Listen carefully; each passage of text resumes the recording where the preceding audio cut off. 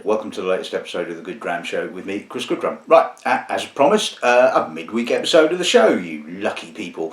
I mean, what else am I going to do? On my day off, I'm going to sort of talk whiskey, just like every other day in actual fact, but no. Today I thought it was a really nice opportunity to kind of show you some new stuff that's recently come out or recently come my way, and there's a couple of older bottlings as well thrown in just to sort of make up the numbers, which, well, hopefully that's not a derogatory term, but hopefully they'll be interesting. So today we're looking at blended whiskey. Well, in actual fact only one of them is actually a blend, the rest are all what I would term as vatted malts, or what we have to now call them as blended malt whiskey, to keep those that draw up the regulations happy, you know. Anyway, so I thought we'd look at a range from relatively inexpensive to relatively expensive, and obviously, as you can see from the title page, we've got a couple of the new Compass Box bottlings, so big thank you to Compass Box and Herman for the samples, and we're not talking piddly little samples, but nice generous sized samples so I can taste them, and I've got plenty left over to do an episode of the show with. Also a couple of other ones that kind of came my way. One I tasted for the current, I think it was the current issue of the Whisky magazine, and one was just an old one, but a good one, hopefully. So yeah, like I say, I'm a big fan of blended and vatted and whatever you want to call it whiskey. I mean, it's like I keep saying to customers, and I keep saying, it's all about the quality ingredients. You put quality ingredients together, balanced, and hopefully you get a quality balanced product at the end of it, something that doesn't exist naturally within nature, something that's maybe designed for a certain flavour profile or something like that, and I can imagine it's great fun, and quite a big responsibility. Obviously, it's not like, you know, you make your malt whiskey, choose your cask and bottle it, you know, job done. You know, you've got to, especially with the bigger brands, you obviously have to have consistency, and as we know, it's a natural product and it doesn't always conform to the same standards and that you would probably had in the last bottling, so a lot of jiggery pokery, as they say. But anyway, so, you know, like I say, don't turn your nose up at good quality blends, and good quality blends do not have to be old and expensive, and certainly the old Perth, which is bottled by Morrison and Mackay, which I think off the top of my head retails for about $26.95, I think is a good example of a young, good quality blended whiskey. So anyway, I think that's probably enough. It's waffle. It's going to take some time, obviously, explaining each of the bottlings, certainly the Compass Box, because the list of ingredients is pretty damn big, certainly with the 3-year-old. But anyway, we'll get onto that in due course. So let's introduce today's little lineup.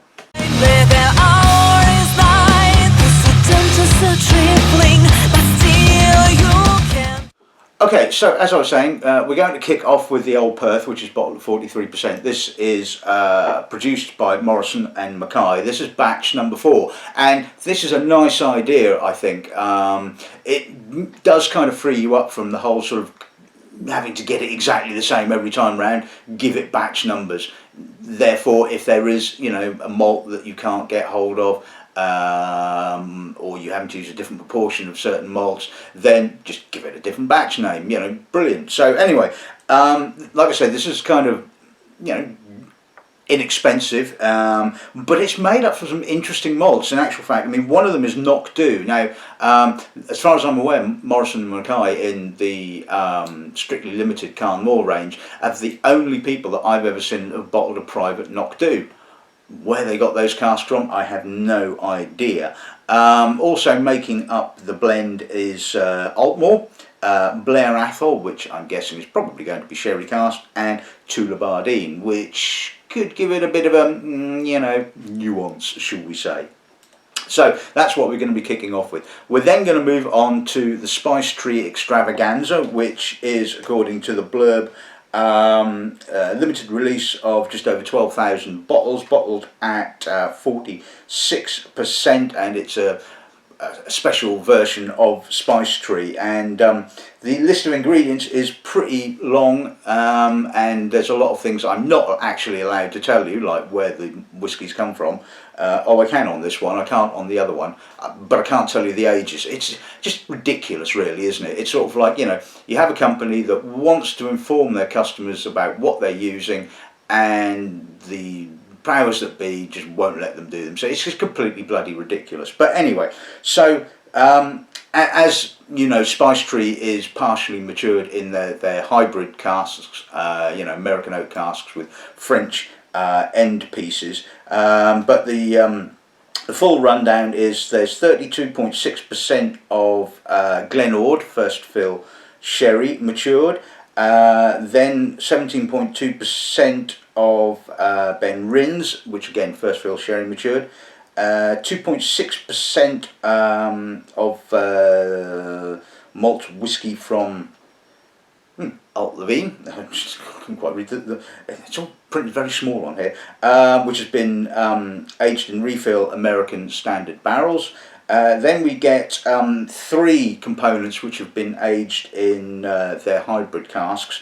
The first is 27.7% of Highland Malt Blend, which has been aged in light to medium toasted hybrid casks. Then we get 4.3% of, again, the same blend, aged in refill hybrid casks. And finally we have 15.6%, again, same Highland Malt Blend, aged in heavily toasted hybrid casks. And so, as you probably know from tasting the standard bottling of Spice Tree, it is the hybrid casks, it's the French oak that really gives it that tight kind of spiciness. And so, as far as I'm aware, the components are obviously a little bit older than the components that go into the standard bottling of Spice Tree. So it'll be interesting to see if it, you know, how that one kind of pans out. So, right, okay, so the next bottling, I hope you're paying attention in there at the back. Anyway, the second bottling is an old bottling. It was bottled in 2011 in actual fact. It was the first release of AD Rattray's blended malt, i.e. batch 1, bottled at 55.8%.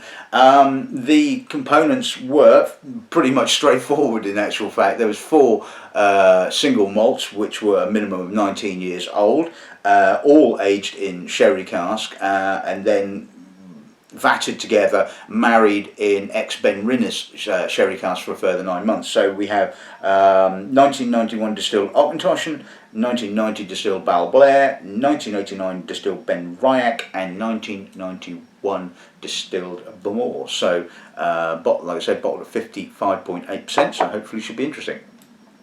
Right, okay, and the next one we'll be looking at was a complete and utter surprise, came totally and utterly out of the blue from those lovely people at the Blended Whisky Company.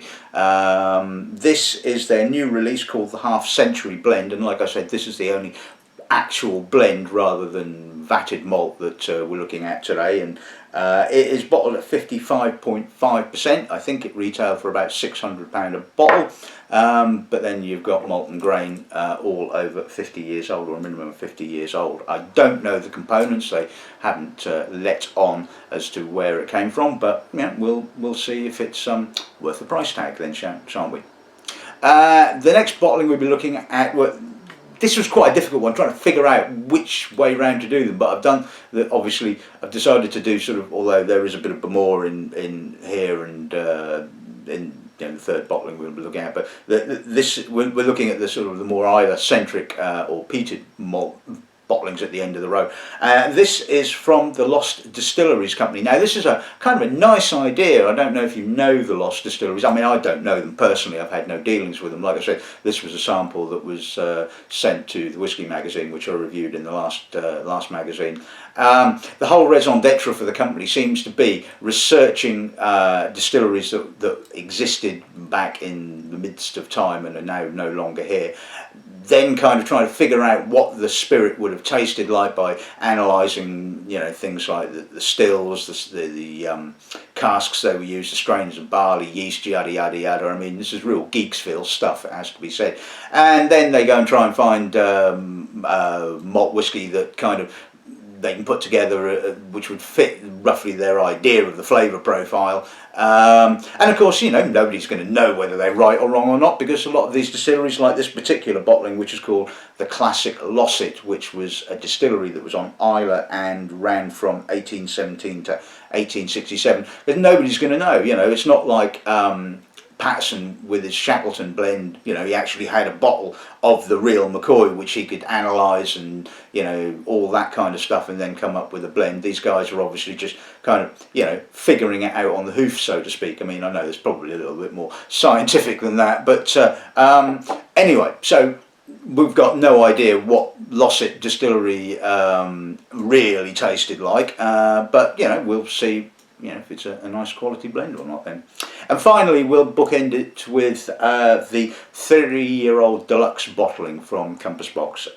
This has only a few components. It was only limited to just over 3,000 bottles, bottled at 49.2%, and if you can get your hands on one now, well, good luck to you, because it disappeared like that, as Compass Box bottlings tend to do. Now, this is kind of a bit of a piss take. I mean, everybody knows about, John Glaser versus the Scotch Whisky Association, etc., etc. This has been rumbling on for donkey's years.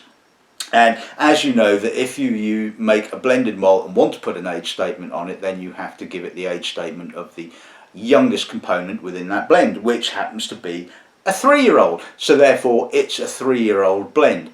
The reality is, of course, that it contains 2 other whiskies which are considerably older than 3 years old. So and in actual fact, it's only 0.4% of the 3-year-old Highland malt from the village of Brora, which has got to be Clynelish, and that has been aged in first fill American standard barrels. The second component, which comprises 90% of the blend, again comes from the village of Brora and is considerably older. So logic dictates it's either going to be old Clynelish, or if it's got a slight smokiness, which I'm just kind of giving the game away a little bit, it's going to be old Brora, isn't it? Didn't say that. And finally, the last part of the blend, it comprising 9.3% of it, is first fill sherry matured malt from the Isle of Skye. So how many distilleries do you know on the Isle of Skye? Anyway, I don't think I need to name it, do I? So anyway, this is today's tasting. I think this is going to be really, really interesting. So shall we kick off with the Old Perth then? What's happening? Who's the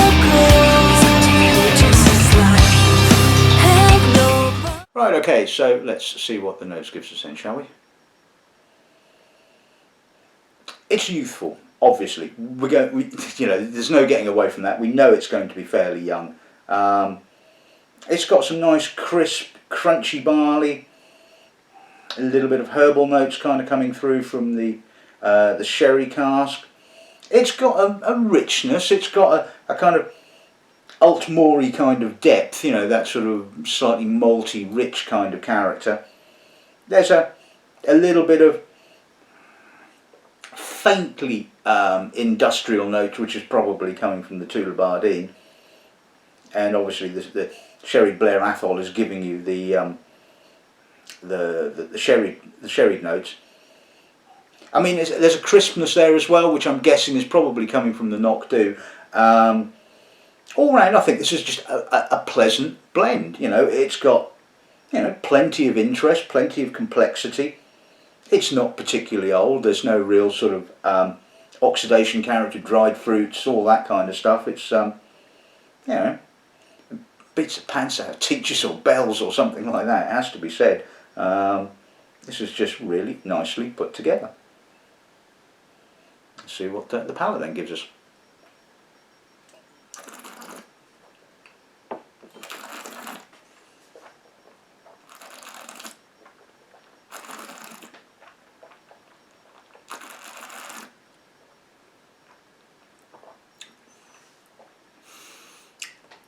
It's a little bit short, but pleasant. I'm kind of getting a lot of Tullibardine up first, it has to be said.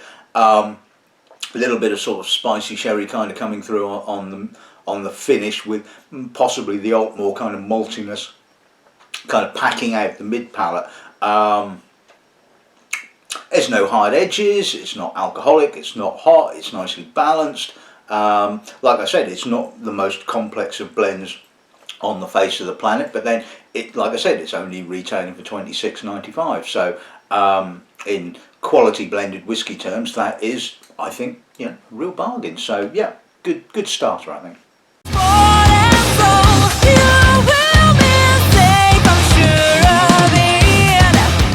Right, okay, so let's step this up a little bit. So the Spice Tree Extravaganza is suggested retail around about £100 a bottle. So yeah, we've kind of gone from sort of ridiculously cheap to quite expensive. So it's probably not. Let's just taste it, shall we? Quite dense. Lot of oak character, as you would expect. You've got the sort of tight, spicy, grainy, hybrid cast French oak sort of coming through. There's a little bit of sherry sat in the background. It's very mellow, very soft. Certainly got a very Highlandy kind of character, that sort of granity, honey. It's taking a bit of time actually to open up, and really need to give this a bit of air in actual fact. And now we're starting to get some lovely vanilla, some apple, subtly spiced. It's not quite as in your face, so to speak, as the sort of standard bottling of Spice Tree. The sort of oak spices are a lot mellower, a lot more in the background. It's a lot more rounded, softer, getting a little bit of marzipan, banana, apricot. Yeah, more vanilla. There's a slight mentholated, almost minty kind of herbalness kind of coming through.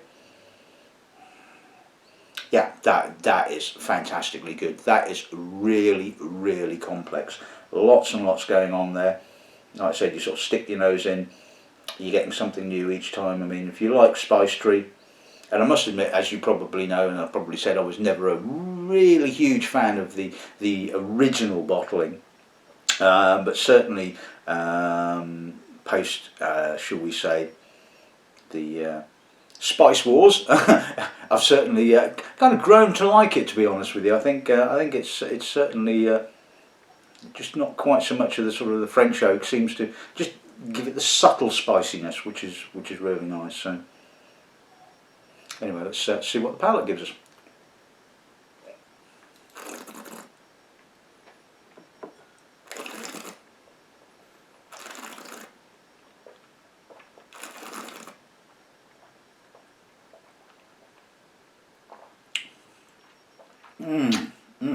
That is wonderfully soft. Kicks off with all the sort of soft, creamy, soft vanillas. The American oak obviously sort of coming through right at the very beginning. A little bit of white chocolate, a little bit of tight, grainy spice. And that spice starts to develop. You get an intermingling of that sort of French oak with a little bit of sherry spice. And the sherry spice is kind of lingering on, getting a little bit of dried fruit kind of coming through right on the very end. Lots of soft apricot-y, sort of apple-y, vanilla-y. Wow, that's a lovely mouthful. Again, like I said, it's got some lovely maturity to it, but it certainly has a crisp Highland element to it. And the spices are really, really subtle. Gentle, lingering. That is a fantastic blend, and hopefully we will have some of that in stock. Hopefully later this week. Unfortunately, like I said, I couldn't get my hands on a bottle of the 3-year-old blend. But I imagine if you're a huge Comps Box fan, you've probably already got one. So anyway, but that is bloody good.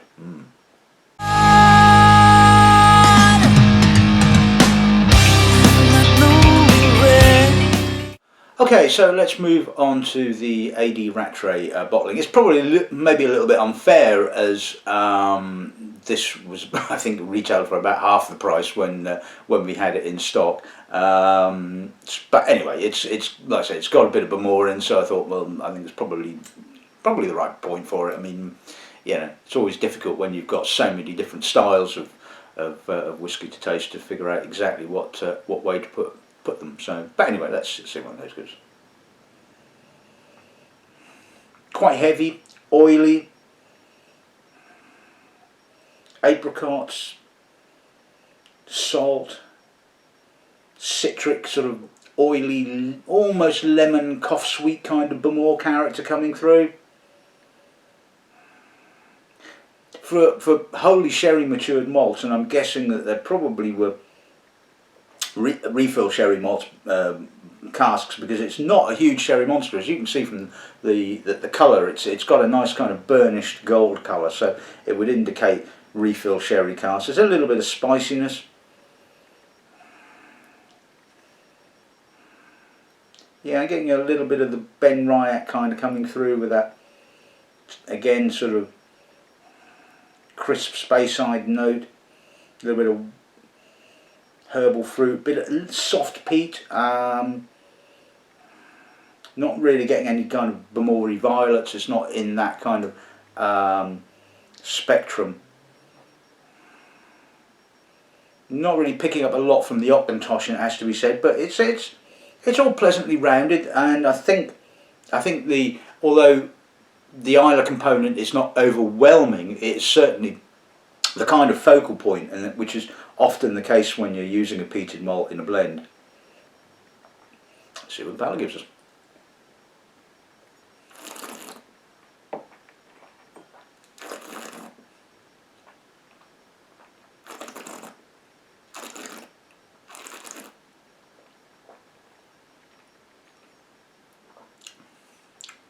Oh, that's a lovely dusty Bamore, sooty, peaty finish. A little bit more sherry on the palate, in actual fact, a little bit more of that sort of, you know, spicy dried fruit character. It kind of kicks off actually with the Auchentoshan. I get a little bit of that sort of high toned sort of Auchentoshan character, but there's a lot more sherry, a lot more spice, dried fruits.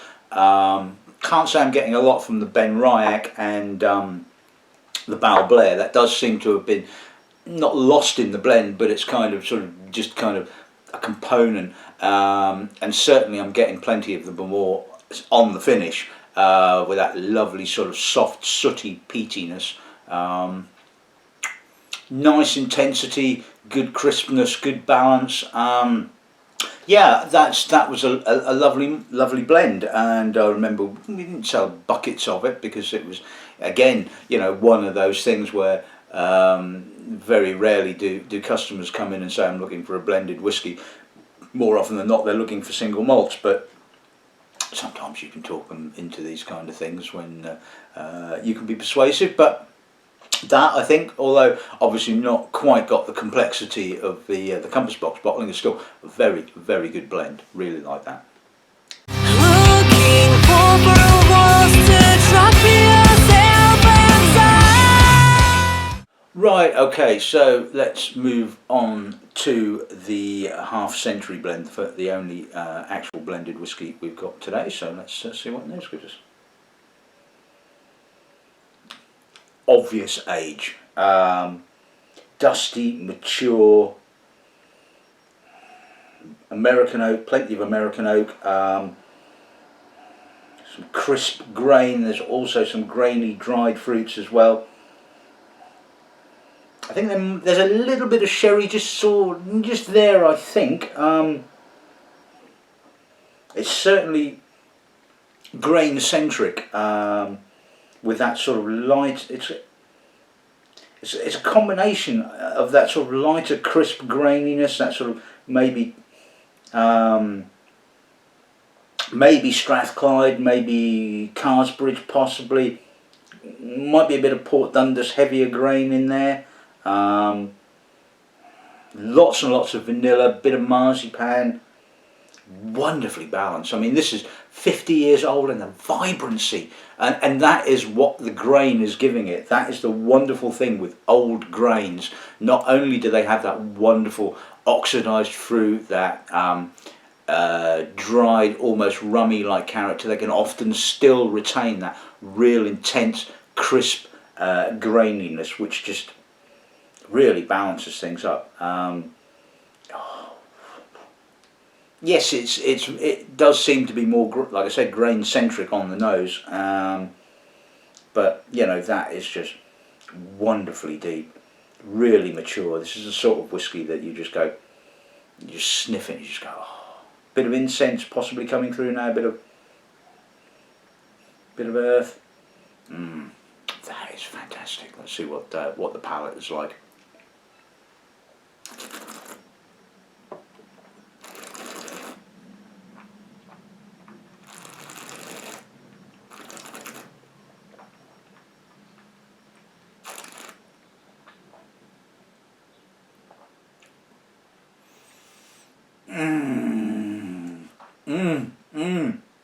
Yeah, 600 quid. And not a huge amount of sherry. And this is what I love about this particular blend, is that it's not kind of relying on really old sherry casks for the complexity.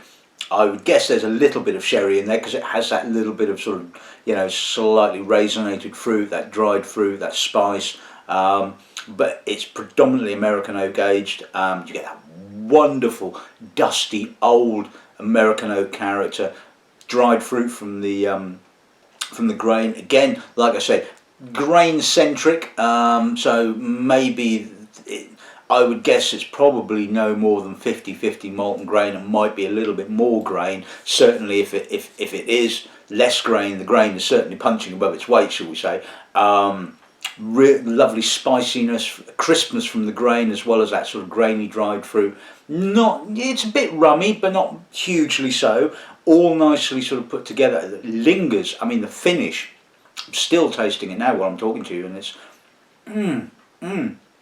damn, that is bloody good. And like I said, it's just not over reliant on really old sherry butts for sort of interest. And I really like that. I think that's seriously impressive stuff.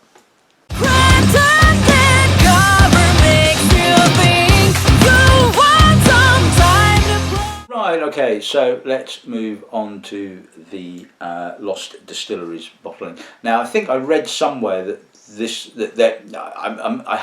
I think I tasted the Lost Distilleries blend. Was it a blend? I forget now. I don't know how much that was, but it's probably quite expensive now. From what I read, this is kind of classic, which I think they mean affordable. But anyway, let's see what the nose gives us. I'm curious. It's got some real youth to it. Not quite off the still, but we're kind of getting there. I mean, pungent cereal.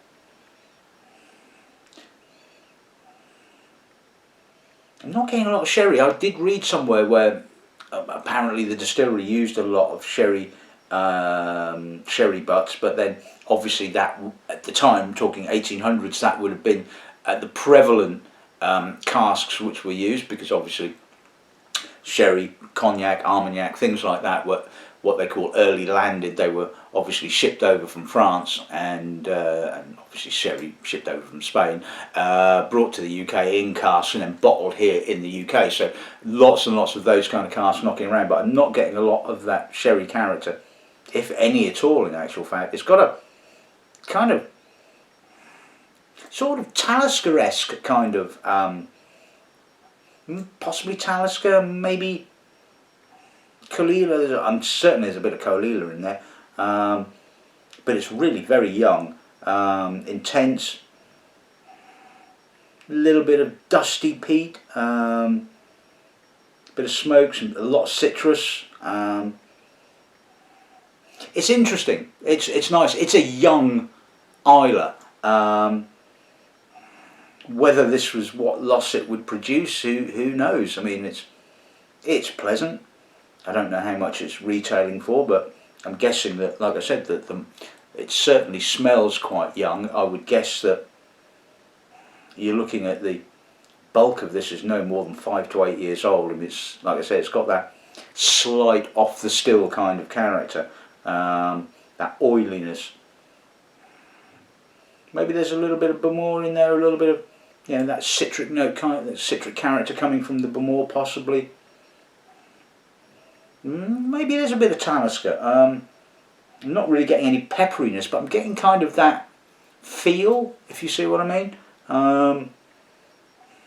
It's got some nice peat. I mean, it's pleasant.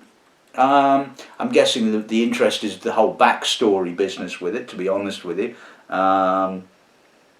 But you know, sort of, you know, nosing it on its own merits is pleasant. Yeah, nothing wrong with it. Let's see what the palate gives us then, shall we?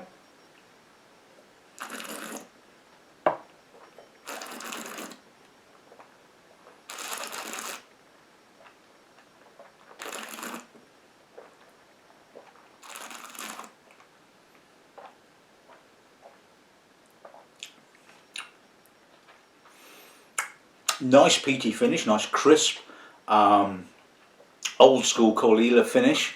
Has kind of kicked off with that little bit of kind of almost leche-like character, you know, that slight sort of damp cardboard, but not too overwhelming. There's some lovely kind of dry, almost dry Bamori peat on the aftertaste. Doesn't really have any sort of like the kind of medicinal Lefroy kind of character. It doesn't certainly have any burnt woody kind of Ardbeggy kind of character. So I'm guessing that there's a big chunk of Corleala in there. There might be a bit of leche. I'm not really getting much Taliskery kind of character on the palate. This is quite fun actually, trying to figure out what's gone into this blend. But like I said, it does certainly remind me of Corleala. Doesn't taste quite so young on the palate. There is I think a slightly mature element at work here, although it's just kind of right in the background. It's quite malty, it's full, like I said, it's got the lovely freshness, it's got that old school Corleala kind of freshness, which, you know, I really liked. So as a blend, I think that's quite pleasant. I mean, hopefully that's not too expensive. It certainly doesn't taste like it should be particularly expensive. Maybe mid-30s, possibly early 40s. I think that would be what I would expect to sort of sell that for. But I honestly don't know. I've not kind of looked it up. Maybe I should have done. But yeah, I'm just kind of doing this on the fly a little bit. So anyway, but yeah, perfectly good blend, I think. And there is no way of getting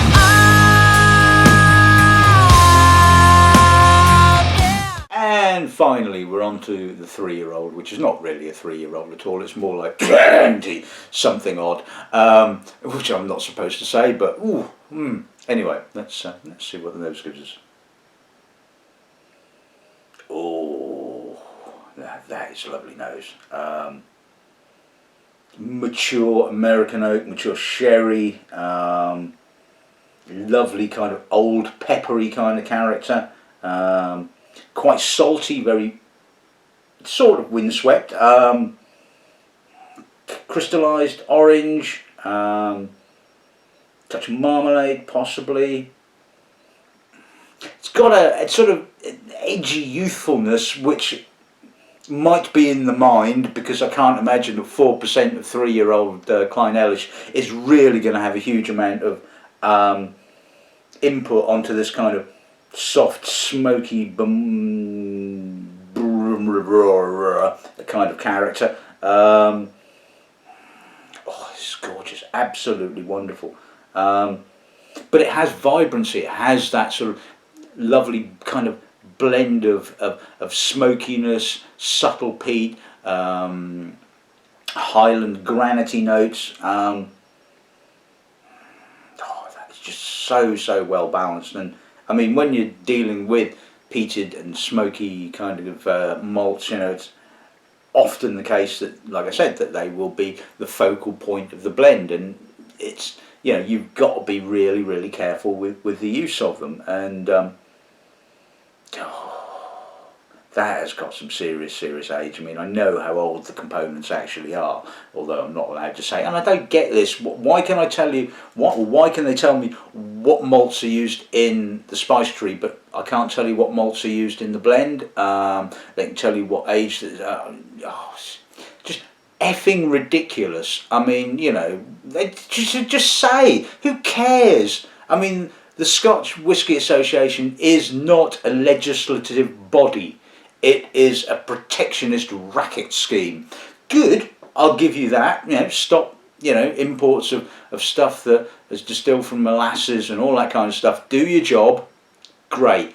But, you know, let sort of blenders and distillers and what have you just get on with what they're good at doing. You know, we've got so much, you know, issues with not Compass Box, Loch Lomond, all that kind of stuff. You know, they're just sticking their fingers in and their noses where really they should be just letting people get on with what they want to do. You know, as all this traditional business is just kind of annoying the hell out of me. It has to be said. It's but anyway, you know, we'll enough of that. Let's focus on the good whiskey. You know, at the end of the day, really, does it matter whether it's called a 3-year-old blend? We know it's not a 3-year-old blend in reality. We know it's bloody good. And at the end of the day, that's all that matters. And this is just sensational. I can't remember what the RRP for this was. Oh yes, this was about £200 a bottle. And you can just smell that old Isle of Skye malt coming through in absolute spades. God, that's gorgeous. That's getting a little bit of sherry herbalness there. Ooh, let's see what the palate gives us.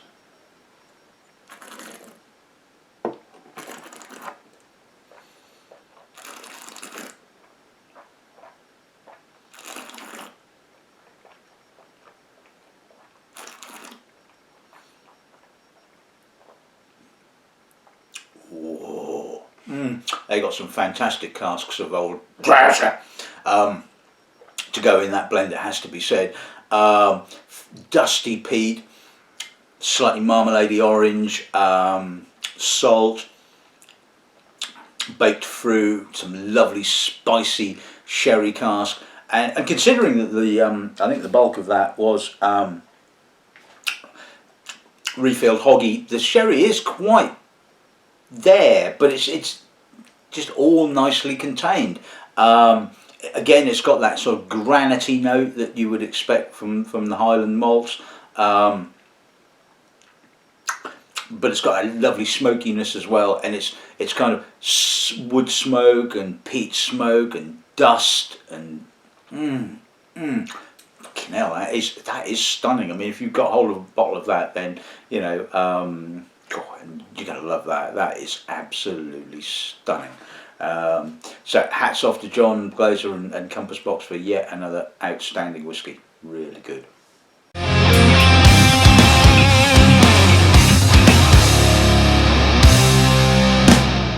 Okay, so let's sum today's tasting up. Hopefully this again has demonstrated the complexity that you can gain from blending together malt and grain, different ages, different sources, all that kind of stuff. I think the old Perth, like I said, was a lovely entry-level blend. I could certainly pick up on several of the different characteristics. I mean, not particularly old, but really, really nicely balanced. Spice tree, yep, loved that. I mean, it was a little bit more subtle than the sort of standard spice tree bottling, which I don't think was a bad thing. Loads and loads of wood character, which is what you would expect, because I mean this is the whole point of spice tree, but it's not the overwhelming factor. There are some other malt characters that come through, so it's not just all about the wood.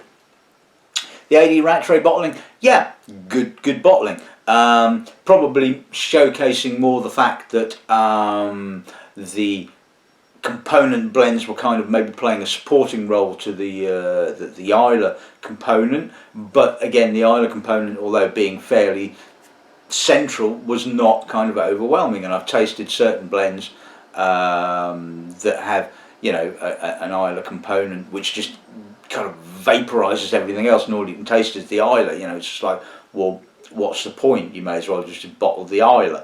At least the other components were giving a bit of character coming through. The Lost, not the Lost Distilleries, the half century blend, lovely old American oak age, maybe a little bit of sherry, just wonderfully old. Probably, like I said, maybe more heavy on the grain, but as you know, I love old grain whiskey, so to me, not an issue at all. Really, really good quality. The classic Lossit, it was young, it's Isla, it's pleasant, whether it's indicative of what the distillery actually produced, who knows, unless you actually can build yourself a time machine and go back, you're not going to know. But taking it on its own merits, a pleasant young Isla centric blend. Probably, like I said, might add a bit of Talisker, probably not in actual fact, thinking about it, but certainly mainly Colila, I would guess, with possibly a little bit of Bamor in there. There might be something else lurking in there that I couldn't quite pick up, but certainly I think those were probably the two malts that were most prominent in there. And the 3-year-old Deluxe, well, like I said, if you pick yourself up a bottle of that, then stunning whiskey, absolutely stunning. I'm going to finish this off. Thank you very much. So I hope you've enjoyed this week's episode of the show. It's certainly been a lot of fun from my point of view, and I hope you've enjoyed it as well. So all that's left to saying is good afternoon and good ramming.